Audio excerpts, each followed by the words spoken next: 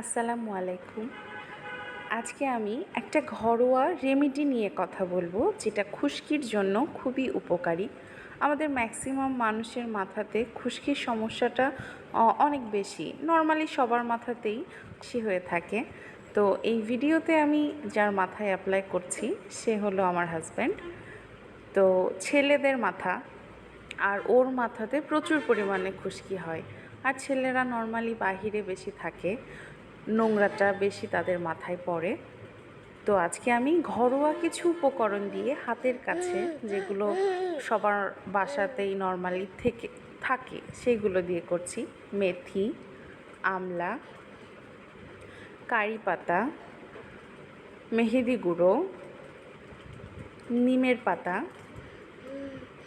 রিঠা গুঁড়ো,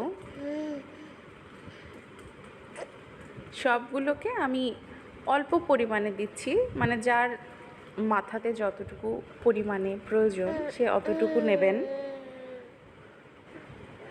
যেহেতু আমি আমার হাজব্যান্ডের মাথায় দিচ্ছি, সেহেতু ওর চুলে তো বেশি লাগবে না, মাথার চুল অল্প।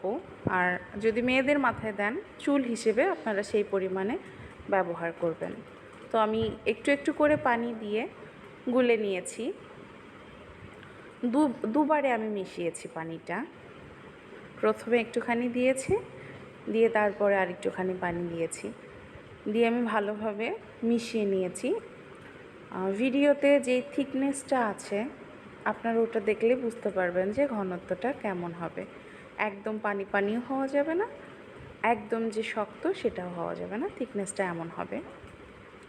তারপরে পুরো মাথাতে চুলের গোড়ায় গোড়ায় অ্যাপ্লাই করবেন, করে কিছু সময় রেখে দেবেন।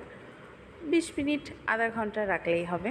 এই যে এটা ওয়াশ করার পরে আমি ঠান্ডা পানি দিয়ে ওয়াশ করেছি, কোনো গরম পানি না, নর্মাল রেগুলার আমরা শ্যাম্পু করে কোনো কিছু করে যেভাবে ওয়াশ করি আমি সে শ্যাম্পু করে নিয়েছে। উইকে যদি অনেক বেশি থাকে খুশকি, তাহলে উইকে 2 বার ইউজ করবেন, তাই এনাফ। কেমন লাগলো আমাকে জানাবেন। ধন্যবাদ।